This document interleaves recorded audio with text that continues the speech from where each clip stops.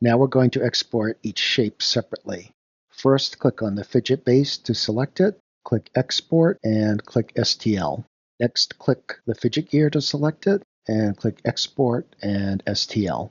In your Downloads folder, you'll see both files. Take a couple minutes to rename each file something more appropriate. Now in Bamboo Studio, click the Add Model icon, select the fidget body, and click Open. Click the Add Plate icon, then click the Add Model icon, select the fidget gear, and Open. Click on the first plate to select it, and click Preview.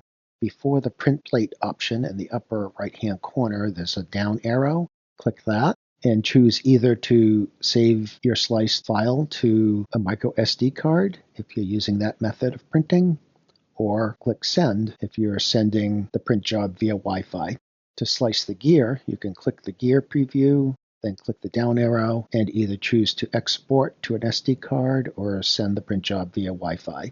On the screen on your printer, tap Print Files, choose your fidget base, tap Next, select your filament spool, and tap Print.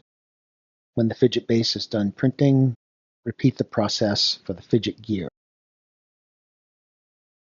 And finally, assemble your simple fidget and spin.